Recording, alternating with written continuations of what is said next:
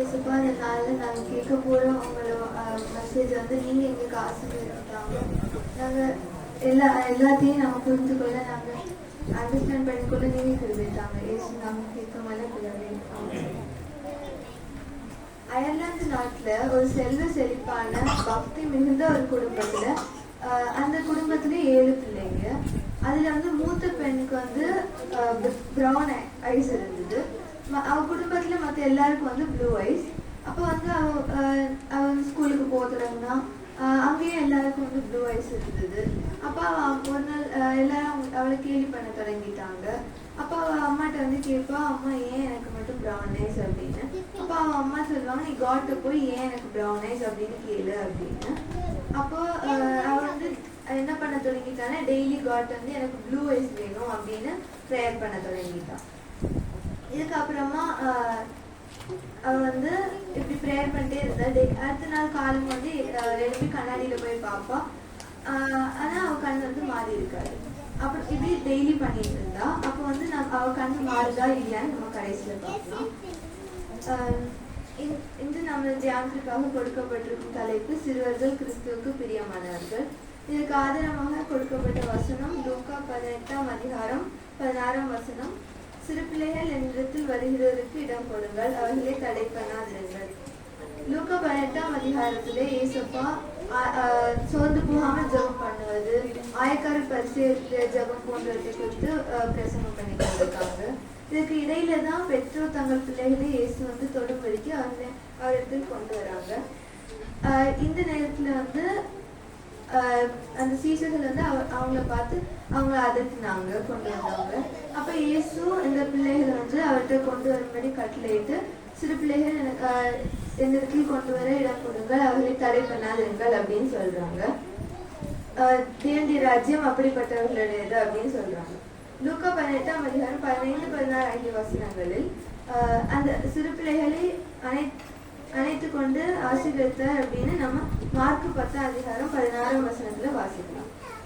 சிறு பிள்ளைகளை அனைத்து ஆசீர்வதிக்கிற இயேசுக்கு சிறுவர்களாகி நாம் ரொம்ப பிரியமானவங்க.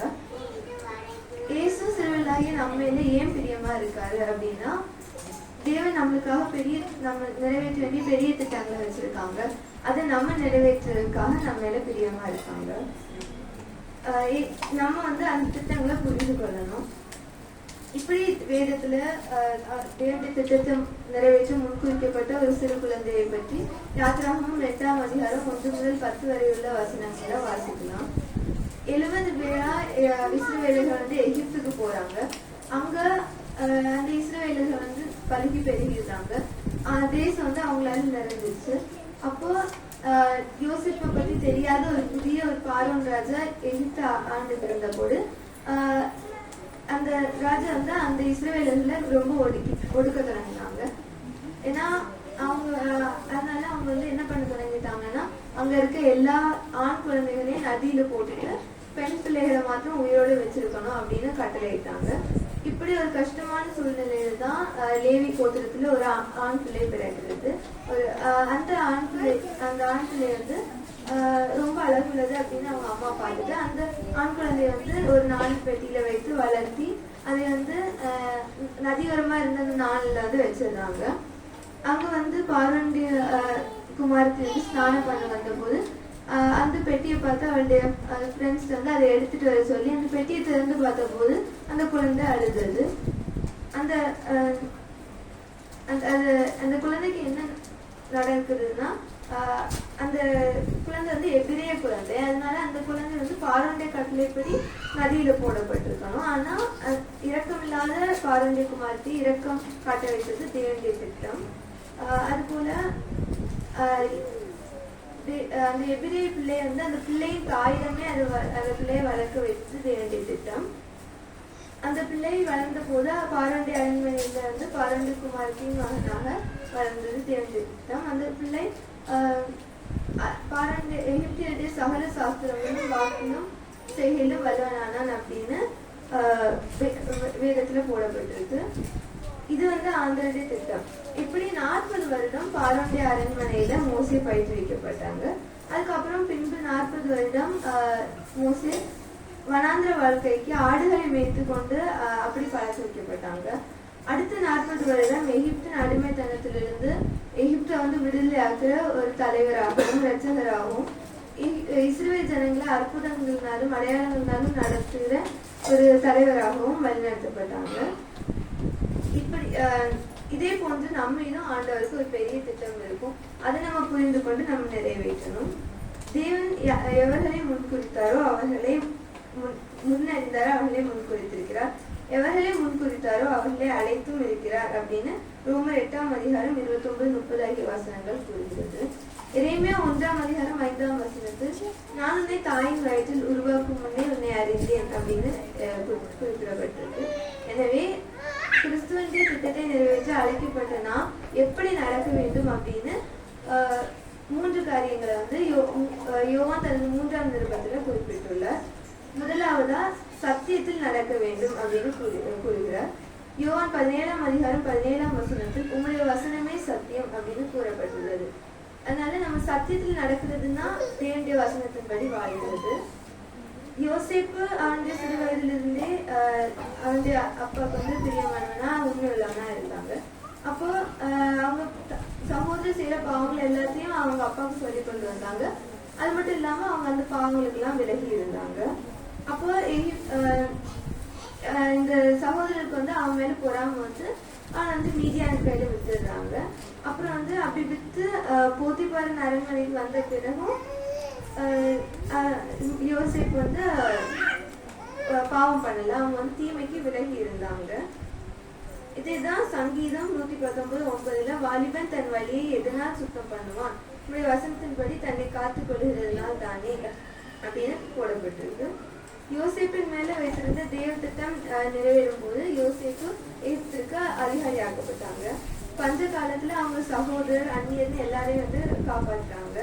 யோவான் 3ஆம் அதிகாரம் 3ஆம் நிருபம் 5ஆம் வசனத்துல நீ சகோதரருக்கும் அந்நியருக்கும் செய்கிற யாவற்றையும் உண்மையுள்ளனாய் செய்தாய் அப்படின்னு குறிப்பிடப்பட்டுள்ளது. இரண்டாவதாக அன்பிலே நம்ம நடக்கணும். அன்பிலே நடக்கிறதுனா 3 யோவான் 6ஆம் வசனத்துல வந்து 3 யோவான் 6ஆம் வசனத்துல அன்பிலே நடக்க வேண்டும் அப்படின்னு போடப்பட்டிருக்கு. யோவான் தனது 6ஆம் அதிகாரம் 9ஆம் வசனத்துல அந்த சிறு பையன் தன்னிடம் இருந்த அந்த 5 அப்பங்களையும் 2 மீனையும் வந்து தனக்கென்ன வைத்துக் கொள்ளாமல் அதை வந்து பிறருக்கென இயேசுவிடம் கொடுத்தது மூலமா தான் 5000 பேர் அன்னைக்கு போஷிக்கப்பட்டது மட்டுமல்லாம நம்ம வந்து இன்னைக்கு வர அந்த சம்பவத்தை நம்ம நினைவு கூறுகிறோம். இதே அன்பின் செயலை தான் தேவன் தம்முடைய ஒரே பிரான குமாரனை தந்தது இவ்வளவாய் உலகத்தில் அன்பு கூர்ந்தார் அப்படின்னு யோவான் 3ஆம் அதிகாரம் 16ஆம் வசனம் கூறுகிறது.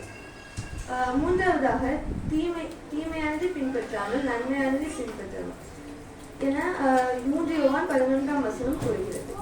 இஸ்ரவேல் தேசத்துல இருந்து சிறைப்பிடித்து கொண்டு வரப்பட்ட அந்த சிறு பெண் தன் எஜமானாகிய நாகமானுக்கு அவருடைய குஷ்டரோகத்திலிருந்து விலகுகிற ஒரே வழியை கூறி இஸ்ரவேலின் தேவனாகிய கர்த்தரிடம் தன்னை நாகமான் வந்து வழிநடத்தினதன் மூலமாக தான்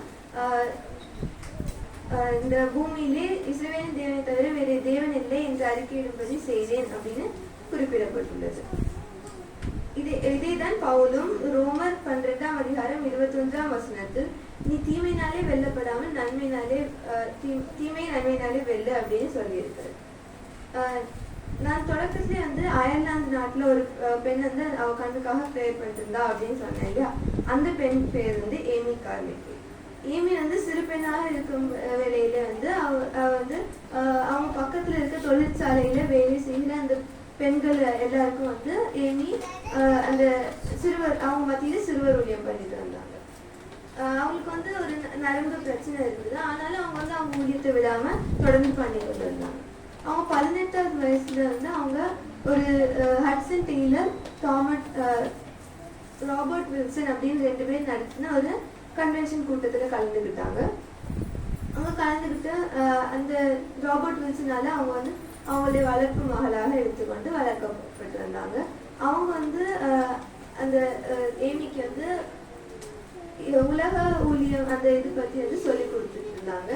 இப்படி இருக்கப்போ ஒரு நாள் ஏமி மாலை வேளையில ப்ரேயர் பண்ணிட்டு இருந்தப்போ ஏமிட்ட வந்து காட் ஒரு பேசுற ஒரு சத்தம் கேட்டது. கோ புறப்பட்டு போ அப்படின்ற அந்த சத்தம் கேட்டது. அவன் வந்து இதை ஓடி போய் அம்மாட்ட சொன்னப்ப அவங்க அம்மா வந்து புரிஞ்சுக்கிட்டாங்க இதுதான் தேவன் எனக்கு பிள்ளைகிறது வச்சிருக்க திட்டம் அப்படின்னு. அதனால அவ அவளை வந்து அதுக்கு முழுமையாக அர்ப்பணித்தாங்க. அப்புறம் ஏமி அவளுடைய 25வது வயதுல வந்து ஜப்பான் அப்புறம் வந்து அவங்க ஊழியத்தை தொடங்கினாங்க. ஜப்பான், சிலான் போன்ற நாடுகள்ல தான் அவங்க வந்து ஊழியம் செய்ய தொடங்கினாங்க 3 வருடம்.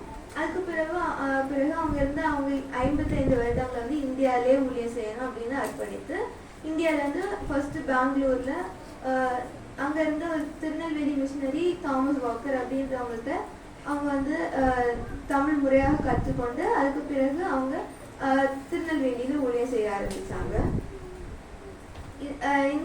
இப்படி இருக்கவங்க ஒரு நாள் வந்து அவங்களுக்கு வந்து அவங்கள்ட்ட இருந்த தெய்வ அன்பை பார்த்து பொன்னம்மா, செல்லம்மா, தெய்வாயின்னு 3 பேர் அவங்களோட இணைந்துக்கிட்டாங்க.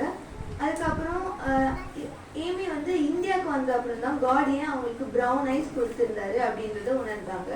ஏன்னா இந்தியாவில் இருக்க எல்லாருமே வந்து ப்ரௌன் ஐஸ். அப்போதான் ஏமி வந்து யோசிச்சாங்க, அப்போ காட் வந்து எனக்கு வச்சிருக்க திட்டம் வந்து இதுதான் அப்படின்னு. அதனால காட் வந்து தேங்க்ஸ் பண்ண தொடங்கிட்டாங்க.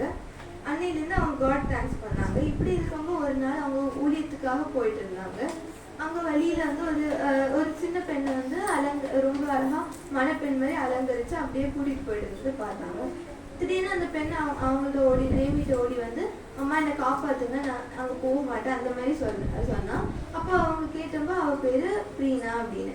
கொஞ்ச நேரத்துலயே அந்த கூட்டம் திரும்ப வந்து அவளை வந்து பிடிச்சு இழுத்துட்டு போய் அவ காலையும் கையிலையும் சூடு கொடுத்துருந்தாங்க. அப்புறம் வந்து ஏமி வந்து இப்படி இதை வந்து அந்த ஃப்ரெண்ட்ஸ் கிட்ட சொல்லி அவ கேட்டுட்டு இருந்தா, இது என்னது இப்படி இந்த குழந்தை ஓடி வந்தாரு அப்படின்ட்டு. அப்பதான் அவங்க சொல்லி கொடுத்தாங்க, இது இந்தியால இருக்க ஒரு மோசமான பழக்கம், தேவதாசி என்ற அந்த முறை. அதாவது இதுல வந்து சிறு பிள்ளைங்க வந்து கோயிலுக்கு காடுக்கு கொடுக்குறோன்ற பேர்ல அவங்க கோயிலுக்காக விட்டுருவாங்க அப்படின்றத வந்து எக்ஸ்பிளைன் பண்ணிட்டு வந்தாங்க. இப்படி எக்ஸ்பிளைன் பண்றது புரிஞ்சுக்கிட்டு இவ்வளோ ஒரு மோசமான சூழ்நிலை இந்தியாவில் இருக்கா அப்படின்றத புரிஞ்சுக்கிட்டு ஏமி இந்த பிள்ளையை காப்பாற்றுறதுக்கான ஒரே வழி வந்து நம்ம ஜெபம் பண்ணணும் அப்படின்னு சொன்னாங்க. அப்போ வந்து அப்படி அவங்க ஜெபம் பண்ணும்போது கொஞ்ச நாள் கழிச்சு திரும்பவும் அதே பிள்ளை வந்து ஓடி வந்து, அம்மா நான் இனிமேல் நாங்கள் போகவே மாட்டேன், எப்படியாச்சும் என்னை காப்பாற்றுங்க அப்படின்னு கேட்டா. உடனே வந்து ஏமி அவளை எப்படியாச்சும் காப்பாற்றிடணும் அப்படின்றதுக்காக காப்பாற்றி காட் வந்து அவ பிரேச கேட்டு அவளை கொண்டு வந்தாங்க அப்படின்றது புரிஞ்சுக்கிட்டு அவ வந்து அவளை காப்பாற்றிட்டா. நாளடைவில் இப்படி நிறைய சிறு பிள்ளைங்க வர தொடங்கிட்டாங்க. அப்புறம் வந்து இந்த பிள்ளைகளுக்காக அவ வந்து ஏமி வந்து ஒரு 3 ரூம் இருக்க ஒரு வீடை கட்டுறாங்க. அந்த வீட்டுல வந்து அந்த மாதிரி போட்டு நிறைய சிறு பிள்ளைங்க வந்து வச்சிருந்தாங்க. இப்படி கொஞ்ச நாள் ஆன அப்புறம் வந்து ஏமி இந்த மாதிரி பாதிக்கப்பட்ட பிள்ளைங்களுக்கு பிறகு ஆண் குழந்தைங்களை வைத்திருக்கிறதுக்காக என்ன பண்றாங்கன்னா ஒரு சிறுவர் இல்லம் வந்து கட்டுறாங்க. அந்த சிறுவர் இல்லம் கட்டிட்டு அவங்க அதுல வந்து நிறைய சிறு பையன்களும் வந்துடுறாங்க. இது வந்து டோனா ஒரு ஐக்கியமா பெருசா மாறிடுச்சு. அப்புறம் இந்த பிள்ளைங்களுக்காக ஸ்கூல்ஸ், ஹாஸ்பிட்டல்ஸ்னு நிறைய கட்ட தொடங்கினாங்க. ட்ரைனிங் சென்டர்ஸ் நிறைய கட்டினாங்க. இதன் பிறகு 1951ஆம் ஆண்டு ஜனவரி 18ஆம் நாள் அவங்களுடைய 83ஆம் வயதுல தன்னை இந்தியாவுக்கு அனுப்பின இறைவனிடம் போயிட்டாங்க. ஸோ இதே போன்று நாமும் தேவனால் முன்குறிக்கப்பட்டதுக்கு ஒரு திட்டம் இருக்கும். அந்த திட்டத்தை நம்ம நிறைவேற்றதுக்காக நம்ம வந்து அதுக்காக நம்ம வந்து செயல்படணும். அதுலேயும் நம்ம என்னெல்லாம் பார்த்தோம்னா, அன்பிலே நடக்க வேண்டும், நம்முடைய உண்மையை குறித்து சாட்சி சொல்ல வேண்டும், இன்னொன்று சத்தியத்திலே நடக்க வேண்டும் இப்படின்னு 3 காரியங்களை பற்றி பார்த்தோம். நம்ம இதெல்லாம் ஃபாலோ பண்ணுறப்ப நம்ம வந்து காட் சொல்றதை கேட்டு நம்ம வந்து அவருடைய அழைப்புக்காக நம்ம வந்து வாழ முடியும். தலைகளை கழிச்சு தெரிவிப்போம்.